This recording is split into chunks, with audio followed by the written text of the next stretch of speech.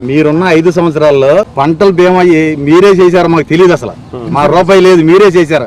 మాకే సంవత్సరం అయిన తర్వాత 2వ సంవత్సరం మాకే సబ్సిడీ పడింది. నాకు 4 ఎకరాలు ఉందన్న, నాకు 4 ఎకరాలు ఉంది. 18 ఏళ్ళు కడగ పడినాయి నాకు. సంవత్సరానికి వచ్చి 72 ఏళ్ళు పడినాయి నాకు. 72 రూపాయలు లేవు ఇవాళ. ఇన్సూరెన్స్ అసలు ఇన్సూరెన్స్ కట్టలేదని వాళ్ళు మాకు చెప్తే మేము అడిగేసరికి అది టైం అయిపోయిందంట, కట్టుకొని అన్నారు. మర్చిపోయాం సార్, మీ ప్రభుత్వం వచ్చిన తర్వాత మేము ఇన్సూరెన్స్ కట్టాలని సంగతి మర్చిపోయాం. మాకు తెలియదు అసలు. ఇప్పుడు మొన్న ఇన్సూరెన్స్ వస్తుందని అనుకుంటుంటే ఎక్కడ కట్టారు ఇన్సూరెన్స్? గవర్నమెంట్ కట్టలేదు.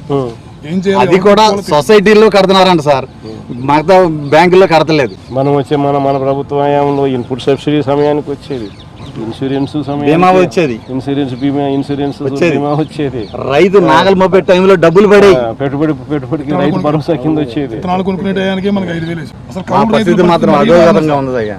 కౌలు రైతుల పరిస్థితి మరీ దారుణం. మీరున్న 5 సంవత్సరాల్లో ధైర్యంగా డేరుగా వడ్డమ్ముకున్నాం మేము. అంతకుముందు వడ్డమ్మిన దాఖలా లేవు. మీరు వచ్చిన తర్వాతే మిల్లర్స్ రైతులు తీసుకెళ్ళమంటే నేను తీసుకెళ్ళి చిలకలపూడి ఎస్టేట్లు అమ్మా, తలడూరులో జగన్ గారు మిల్లు అమ్మా.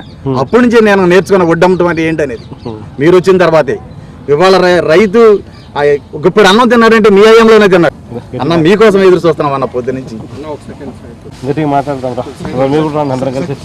సెకండ్ క్రాప్ చెప్తాం రా.